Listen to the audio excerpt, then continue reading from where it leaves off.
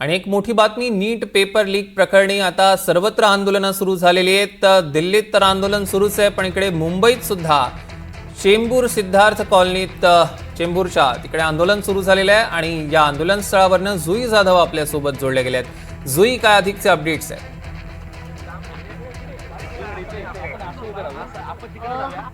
इथे सौरभ की चेंबूरच्या सिद्धार्थ कॉलनीमध्ये मी सध्या आहे आणि इथे काही तरुण आहेत जे इथे धर्मेंद्र प्रधान यांच्या राजीनाम्यासाठी इथे ते मागणी करतायत। दादा, काय सांगशील? पोस्टर घेऊन हातात आहेस, दिल्लीमध्ये काल जंतर मंतरवर आंदोलन झालं, आज तुम्ही इथे चेंबूरमध्ये सिद्धार्थ कॉलनीमध्ये करताय, नेमकी काय मागणी आहे तुमची?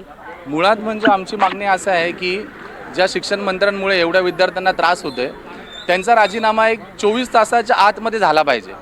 आणि मुळात म्हणजे BJP सरकार त्या शिक्षण मंत्र्याचा राजीनामा का नाही घेते, एकतर ते तरी स्पष्ट केलं पाहिजे। जे विद्यार्थी शांतपणाने आंदोलन करत होते त्यांच्यावर लाठीचार्ज करण्याचा काय प्रश्नच नव्हता, त्यांच्यावर लाठीचार्ज झालाच नव्हता पाहिजे हा एक प्रकारे।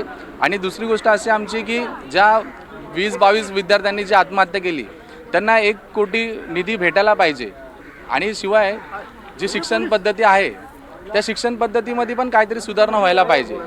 दरवेळेस ती शिक्षण पद्धतीमध्ये पेपर फुटी होते, विद्यार्थी रात्रंदिवस अभ्यास करतात आणि त्याच्यानंतर पेपर फुटीचा सारख्या प्रश्नांना त्यांना सामोरे जावं लागतं, हे एक प्रकारे चुकीचं आहे। या सर्व गोष्टींमध्ये सुधारणा झाली पाहिजे, एवढीच आमची मागणी आहे। तू काय सांगशील, काल ज्या पद्धतीने दिल्लीच्या जंतर मंतरवर आंदोलन सुरू होतं तर मग पोलिसांनी अक्षरशः तिथे दगडफेक केली, अश्रुधुरांचा वापर केला, हे वाटतं हे योग्य होतं विद्यार्थ्यांसोबत तिथे? हे योग्य नाही, आपली ही लोकशाही आहे, हे कुठंतरी सरकार विसरते आहे।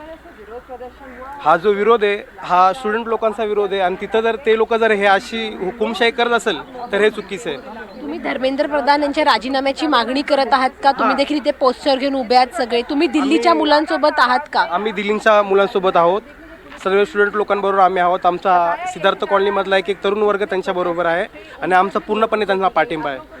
अगदीच आपण पाहतोय सौरभ की इथे हे जे सगळे तरुण वर्ग आहेत ते इथे दिल्लीमध्ये जे प्रोटेस्टर्स होते काल ज्यांनी आंदोलन केलं त्यांच्या सोबत आहे, त्यांच्या समर्थनात आहे।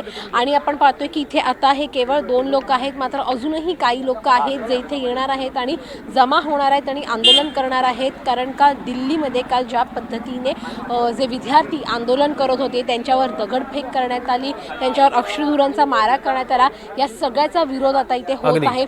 आणि जो तरुण वर्ग आहे तो त्या विद्यार्थ्यांसाठी उभा आहे, धर्मेंद्र प्रधान यांच्या राजीनाम्याची मागणी करत। सौरभ, निश्चितच जुई, या संदर्भातले अधिकचे अपडेट्स आम्ही घेऊ। तुर्तास धन्यवाद।